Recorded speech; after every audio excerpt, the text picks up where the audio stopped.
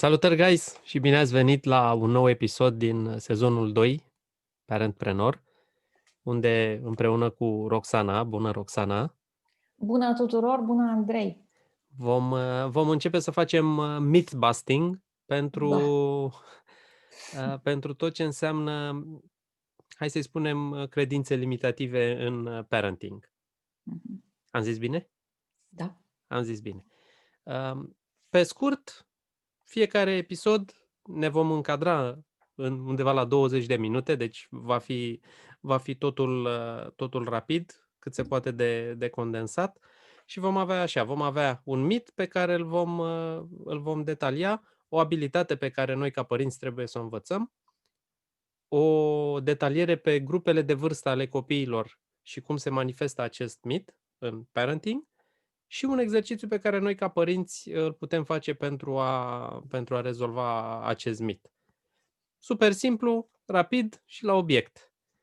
Care este primul mit, Roxana? Hai să vedem. Spune-ne. Primul mit pe care l-am ales pentru discuția de astăzi este unul foarte important și anume mitul părintelui în control.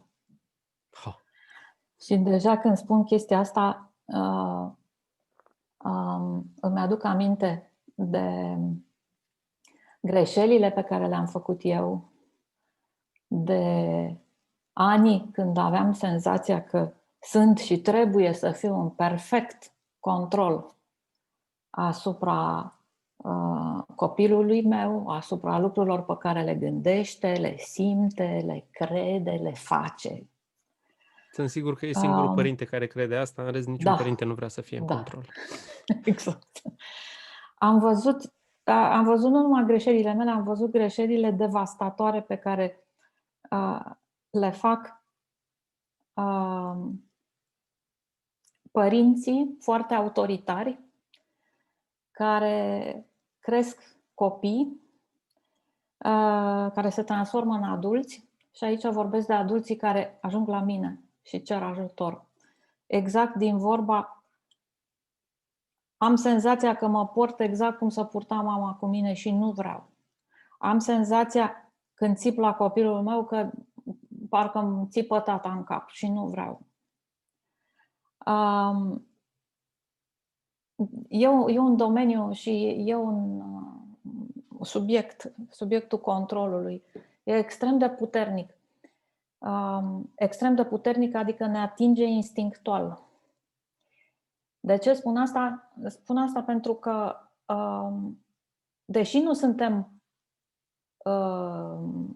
născuți cu abilitățile și deprinderile de părinte, deși, cum spuneam în episoadele trecute, le învățăm și suntem puși în fața faptului împlinit, copilul e aici, lucrurile se întâmplă, el începe să crească și noi trebuie să învățăm și să îi fim părinte în timp real și să răspundem la nevoile lui. În egală măsură, chiar dacă nu sunt părinte născut și mă fac părinte și devin părinte și mă perfecționez ca părinte, totuși simplu fapt că m-am născut cu niște zeci de ani înaintea copilului, mă pun într-o postură de autoritate când se naște. Evident că știu mai bine ce se întâmplă în lume, mult mai bine decât bebelușul. Și asta îmi dă o autoritate pe care mă și bazez. Mare parte avem în noi instinctul de a ne proteja copiii, instinctul de a-i ține în siguranță. Tot de acolo vine și instinctul atât de puternic de a controla ce se întâmplă cu ei.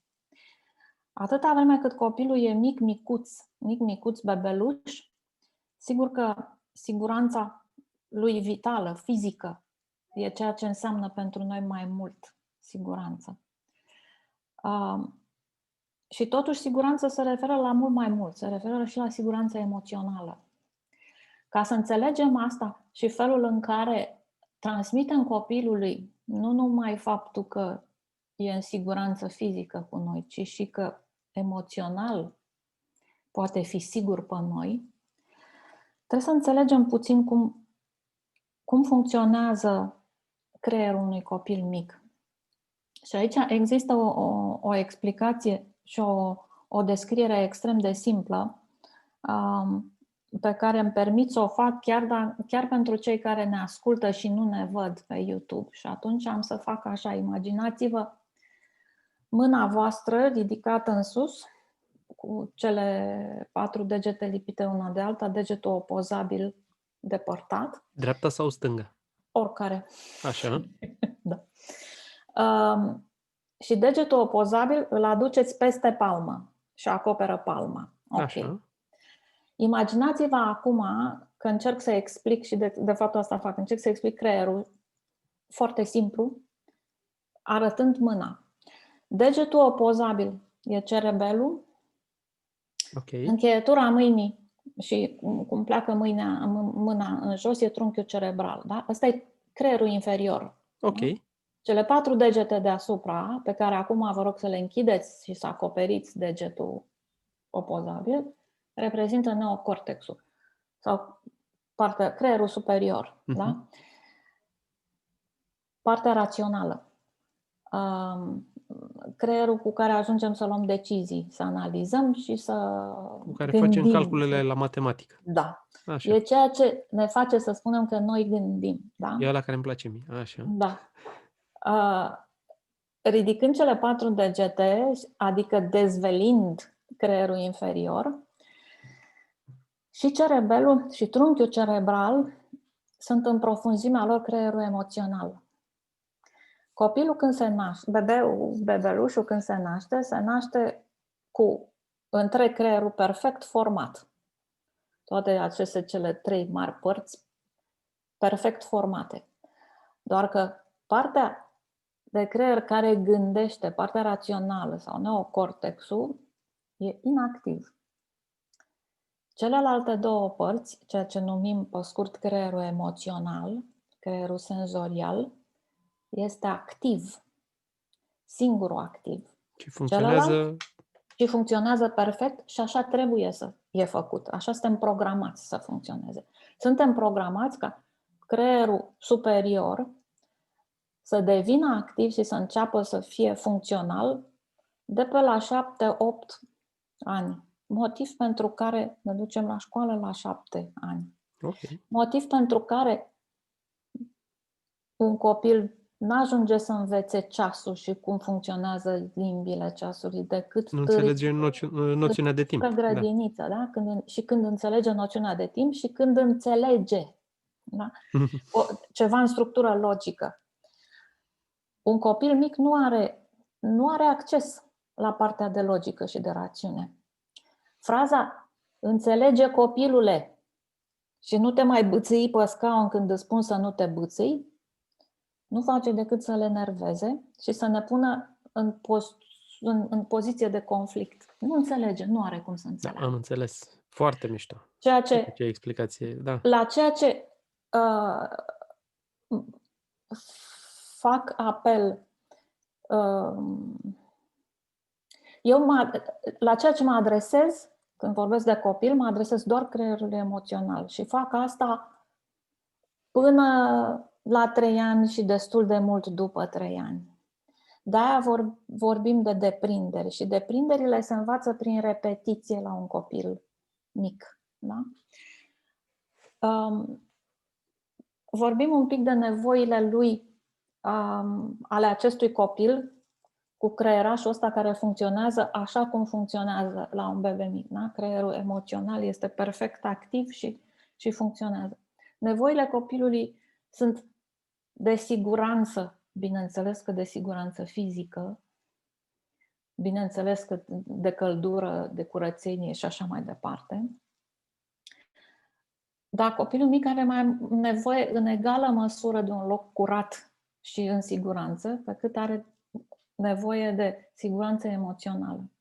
Ceea ce înseamnă că la orice fel de nevoie emoțională, părintele e acolo și trebuie să răspundă. De ce? Ca să-i dau siguranță emoțională copilului. Ca să fiu în stare, ca până când ajunge spre grădiniță, spre 3 ani, să înțeleagă un lucru esențial, cel mai important. Că ăsta camera asta, casa asta, părinții ăștia, oamenii ăștia din jurul meu sunt locul meu de siguranță. Sunt locul în care întotdeauna tot ce primesc e sigur. Mai mult decât atât, că asta deschide cutia Pandorii. Ăsta este locul unde sunt ascultat și acceptat așa cum sunt. Și aici am să dau un exemplu foarte crud, pe care l-am ascultat acum 2 zile. În discuțiile cu o clientă care provine dintr-o familie unde abuzul verbal, emoțional și sexual a fost la un nivel îngrozitor, o femeie care e și mama acum și care încearcă să se dezbare de pattern-ul cumplit, de formula cumplită din care vine. Și anume, îmi povestea că cel mai rău lucru care a traumatizat-o cel mai tare în copilărie au fost nu bătăile, nu abuzul sexual la care la un moment dat a fost supusă, ci o frază a mamei ei când ea avea 4 ani. Fetița a început să-ți facă pian și la 4 ani, după o lecție de pian care n-a mers bine și după o zdrângâneală de pian la care fetița n-a cântat sau n-a zdrângănit cum trebuie, mama a zis: ce mă fac cu tine, nu mai ești raza mea de soare. 4 ani? Asta că 4 ani, da. Incredibil. Deci îți dai seama că printre primele ei amintiri este una de genul ăsta? Nu numai asta. Înseamnă că înainte de asta, toate interacțiunile, marea majoritate a interacțiunilor pe care fetița le-a avut cu mama, au fost interacțiuni în care eu, copil, trebuia să fac ceva ca să-ți câștig Să fac ceva ca să primesc laudă, iubirea, ca să-ți câștig atenția. Uh-huh. Și aici ajung la o greșeală majoră pe care o facem toți. Îmi cer scuze, pe care o fac enorm de mulți părinți. Și aș vrea și eu să știu dacă e un părinte care nu și-a pedepsit vreodată copilul zicându-i: ai fost rău, du-te la tine în cameră și stai 5 minute, te-am pedepsit, te duci la tine. Simpla asta, da? Pedeapsă, du-te la tine în cameră. A pedepsi un copil, și un copil mic vorbesc, de copil mic vorbesc acum, când are o criză de nervi, și anume când nu știe cum să-și controleze nervii și dă din picioare sau să dă cu fundul pe pământ, da? Sau țipă sau urlă. A-l lua și a-l pune la el în cameră să se calmeze e un exemplu extrem de prost și care nu face decât rău. Poate eventual să rezolve problema pe termen scurt. Pe termen lung, continui modelul de război, continui modelul atâta vreme cât ești la mine în casă, faci exact cum spun eu și regulile sunt ale mele și ne înțelegem, suntem prieteni când ești cu minte. Când nu ești cu minte, nu mai suntem prieteni. Simpla condiționare a atenției, a iubirii, de cum se poartă copilul,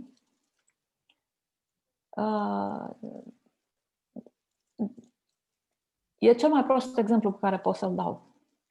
Mai târziu, după aia mă mir mai târziu la adolescență, când ascunde lucruri de bine. Bineînțeles că ascunde, pentru că știe la ce se poate aștepta. E extrem de greu să fac lucrul ăsta. Iar mitul părintelui în control spune așa: prima persoană care trebuie să se pună în control și să se autocontroleze este părintele. Pentru că, de fapt, asta învăț copilul. În primii ani de viață îmi învăț copilul să se autocontroleze. Da? Așa îl învăț să devină autonom. Așa îl învăț orice vreau să-l învăț. Da? Da, și oferă o abilitate pe care dacă eu o cultiv, Îl îl va va ajuta tot ajuta. timpul. Da? Și dau un exemplu iarăși de cum învățăm o abilitate un copil micuț. Da? Cu un Mhm. copil micuț, repet, dar nu repet de 3 ori, repet de 20 de ori, repet de 40 de ori. Am niște prieteni care au un cățel și sunt genul de părinți care au zis că cățelul face parte din familie, îl iubim, l-am avut cu mult înainte de a avea copilul și vrem să-l învățăm pe ăsta mic cu câinele. Toate bine și frumoase până când, și într-adevăr, bebelușul crește, ajunge spre un an, așa, începe să ridice în picioare, în orice caz să joacă cu câinele și la un moment dat, tot jucându-se, Cu îl trage Azorel. de coadă. Da? Iar părinții vor să-l învețe, îl trage de coadă în sens de joacă, vrând Mhm. de fapt să-l mângâie. Da? Și părinții fac încă o dată și încă o dată și încă o dată același lucru. Îi iau mâna de pe coada câinelui și îl învață. Îl mângâiem pe Pixie, îl mângâiem pe Pixie. Și de 10 ori, de 20 de ori, de 40 de ori repet asta, până când asta se fixează în mintea lui, pentru că el asta așa deprinde, așa învață. Exact așa învață. Un neuron se leagă de alt neuron și cu cât repet chestia asta, sinapsa și legătura neuronală devine din ce în ce mai puternică și asta înseamnă o deprindere. Până când? Până când ajunge să-și aducă aminte și când îl vede pe Pixie că vine la el, întinde mâna și îl mângâie. Chiar dacă câteodată pentru un copil mic mângâiat înseamnă așa. Normal. Cățelul nu se supără niciodată, fiindcă își dă seama. Ăsta este și exercițiul. Te întreb pentru că mai avem vreo 3 Așa, minute și așa. vreau să ne încadrăm în ce le-am Uite cum a trecut promis. timpul. Da. Da.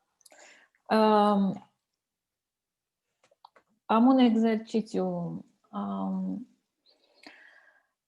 care ține, într-adevăr, ține tot așa de abilitate emoțională și de cât de deschiși și prezenți suntem în fața copilului.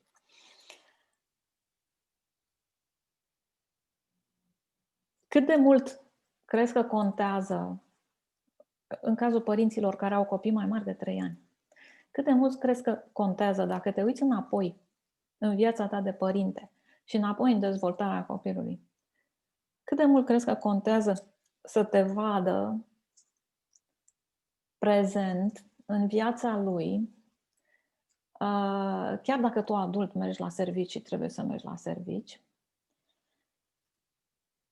Cât de mult a contat în copilăria mică să te vadă prezent și lângă el, chiar dacă nu vorbeați, chiar dacă îl țineai în brațe, chiar dacă era un timp când tu lucrai la calculator și el stătea și se juca lângă tine? Cât de mult crezi că a contat prezența ta în viața copilului pentru dezvoltarea lui emoțională? Și aici mă refer la tați și mame în egală măsură. Mhm. Pentru că există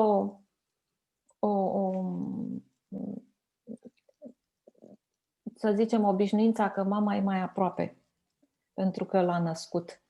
Mama e mai aproape nu numai pentru că l-a născut, ci pentru că dacă a fost cea care a fost mai prezentă. Un nivel egal de prezență pot să-l am și ca mamă și ca tată. Asta nu ține de sex. Știu tați Absolut de care acord. sunt atât de prezenți în viața copilului, încât când vin de la serviciu, tati e o lume.